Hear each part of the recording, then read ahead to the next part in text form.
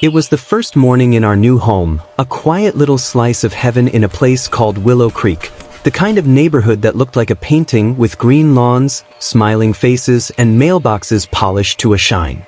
My wife called it the perfect start, and for the first time in years, life finally felt calm. The moving truck had left, the kids were playing in the yard, and the sunlight shimmered off the white picket fences like gold. But perfect things always hide imperfections. Around noon, as I carried boxes to the garage, I noticed something taped to our door, a white envelope with bold black letters on the front that read, "Welcome to Willow Creek HOA." At first, I smiled, thinking it was a friendly note from the neighborhood committee, but when I opened it, the paper inside didn't feel friendly at all. It read, "Welcome to our community. Please ensure your property meets HOA standards. Your trash bins must not be visible from the street. Lawn height must be maintained under 3 inches. Failure to comply may result in a fine. No greeting, no name, no warmth, just rules, cold and absolute." I looked up from the letter and scanned the street. Perfect lawns, perfect fences, not a single trash bin in sight. That's when I saw her. A woman in her late 50s, neat blazer, clipboard in hand, walking slowly down the sidewalk with the kind of smile that didn't quite reach her eyes. Her name tag read, Mrs. Langford, HOA President. She waved politely and said, "Welcome to Willow Creek. I see you've received our letter. We take pride in keeping our neighborhood beautiful." Her voice was calm, almost too calm, like she'd rehearsed that line 100 times before. I thanked her, trying to sound friendly, but something about the way she looked past me, scanning the yard instead of my face, sent a chill down my spine. She didn't see neighbors, she saw rules to enforce. That night, over dinner, I told my wife about her. She laughed it off, saying, "She's probably just doing her job. You worry too much." Maybe I did. But 2 days later, another letter arrived, and this one wasn't a welcome. It was a violation. Grass exceeds height standard. Please correct within 48 hours or face a $50 fine. I stared at the paper, shocked. We had just mowed the lawn 2 days ago. Stepping outside, I looked over the yard. It was perfect. But across the street, another house had weeds nearly knee-high, and there was no letter on their door. That's when I realized this wasn't random. Later that evening, as I watered the plants, I saw Mrs. Langford again. Same blazer, same clipboard, same cold focus. She stopped in front of my house, scribbled something on her sheet, and walked away without a word. The street was silent, except for the soft, rhythmic click of her pen. And for the first time since moving in, I felt it, that unease that whispers from the back of your mind. This didn't feel like community. It felt like surveillance. Personal, no name, no signature, just HOA management. It felt like being scolded by a ghost. My wife laughed it off and said, "It's just a letter, don't overthink it," but something about the tone, the demand, the threat of a fine, felt heavier than it should. I'd lived here for years, paid my dues, kept my home clean, helped neighbors shovel snow in winter, and now I was being treated like some kind of rule breaker. That day, I mowed the lawn again anyway, down to the lowest setting possible just to shut them up, but as I did I couldn't shake that uneasy feeling.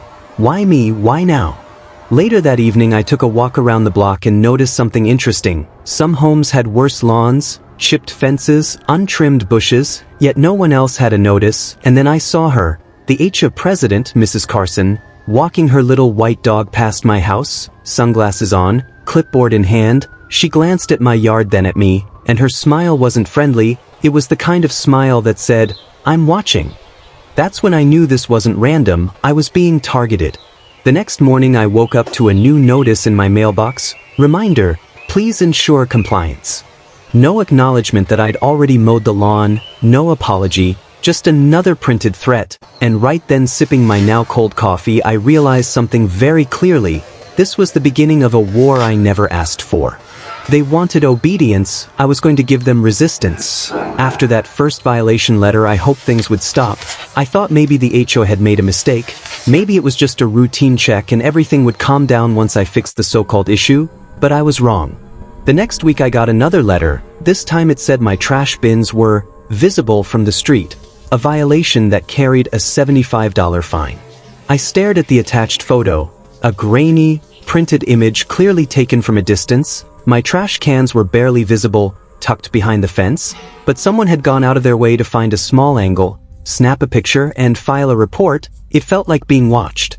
Every move I made, someone was documenting it. At first I laughed at how ridiculous it was, but then the letters kept coming: unapproved garden lights, mailbox paint fading, vehicle parked at wrong angle, each one colder than the last, no names, no phone numbers, just threats and fines.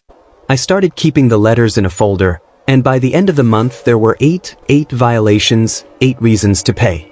I began to notice small things: cars slowing down near my house, camera clicks late at night, people stopping to take photos then driving off. And that's when it stopped feeling like a misunderstanding and started feeling like harassment. I went to the next HOA meeting to confront them. The room smelled like stale coffee and fake politeness. And at the head of the table sat Mrs. Carson, calm, expressionless, her clipboard resting like a weapon. I stood up and asked why I was being targeted when my home was clean and my dues were paid, and she simply smiled and said, "Sir, we enforce community standards equally for all residents. If you're receiving multiple notices, perhaps you're not maintaining compliance." Her tone was sweet, almost condescending, the kind that hides poison underneath, and the room fell silent as everyone avoided my eyes. I could feel the weight of her authority pressing down like an invisible threat. Don't. The next few days felt heavier, like the air in Willow Creek itself had turned against me. Every time I stepped outside, I felt eyes on me, behind curtains, from parked cars, even from passing joggers who suddenly seemed to slow down near my house. It wasn't paranoia anymore, it was surveillance.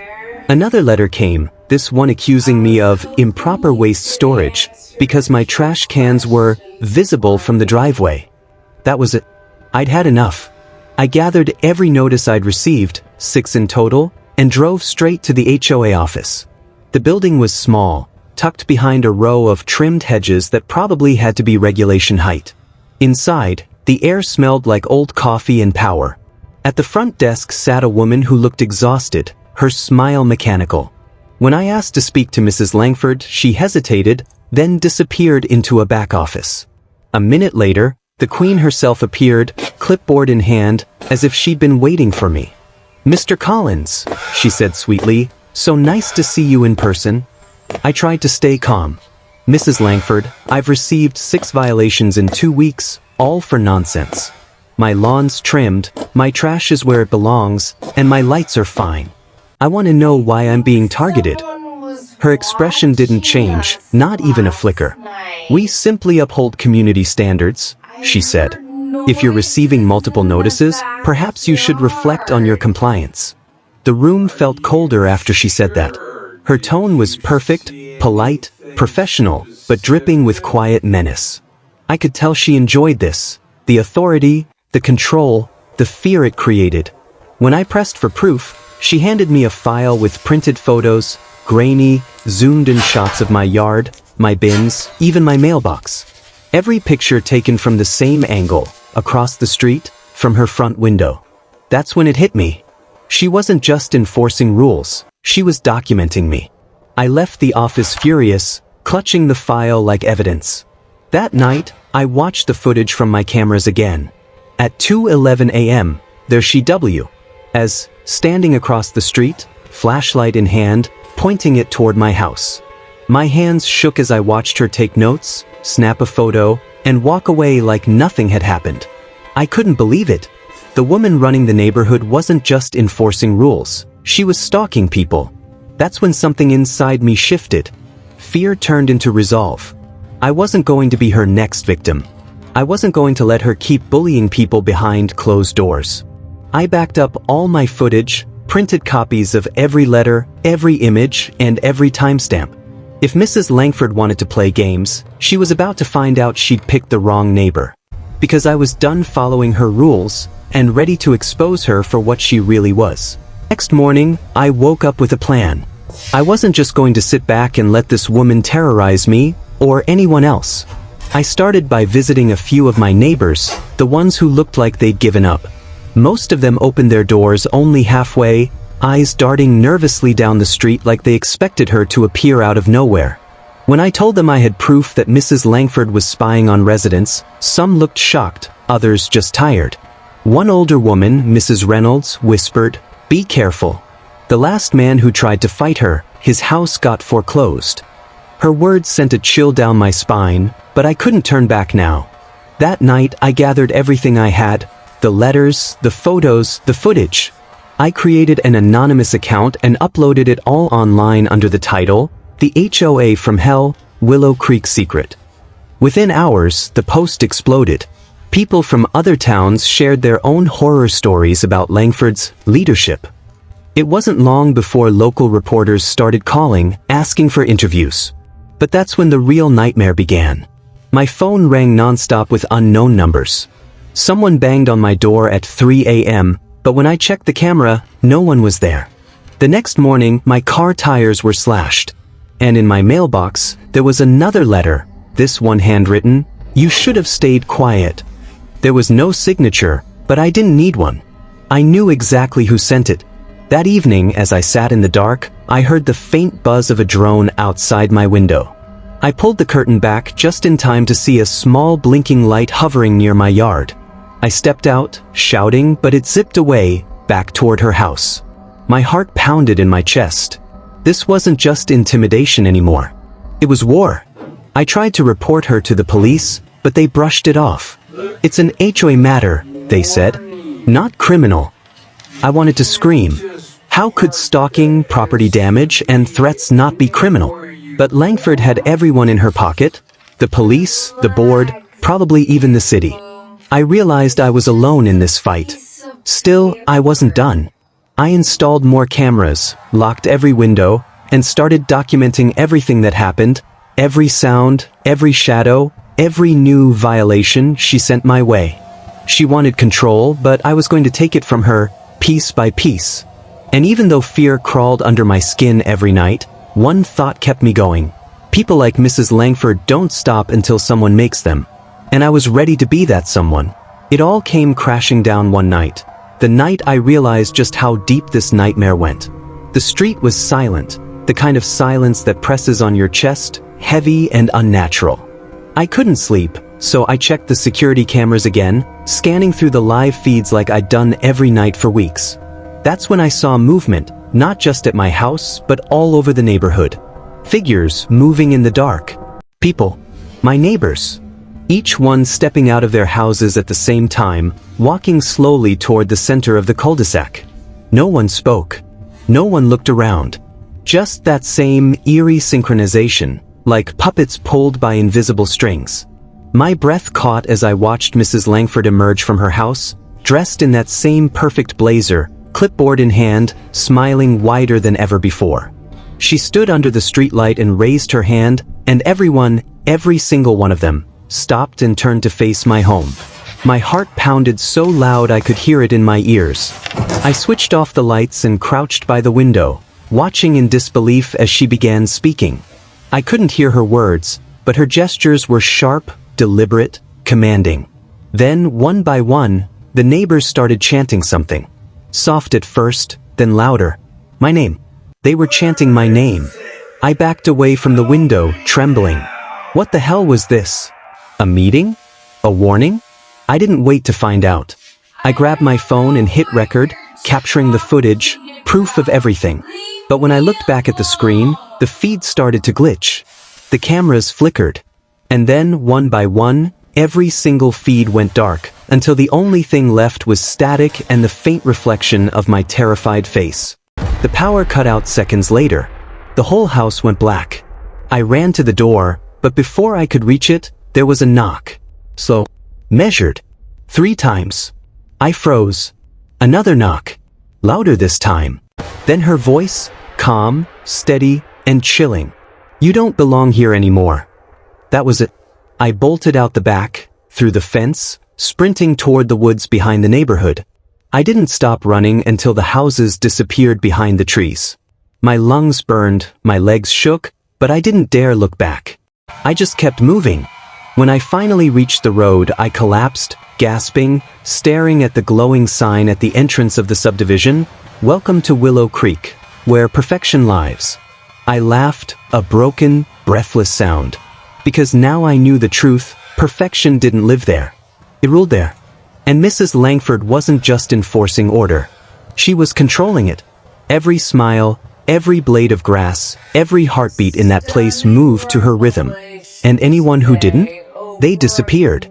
I left Willow Creek that night, but Willow Creek didn't leave me. Even miles away, in a cheap motel off the highway, I couldn't shake the feeling that I was still being watched. Every time I closed my eyes, I saw those perfect lawns, those hollow smiles, that clipboard glinting under the streetlight.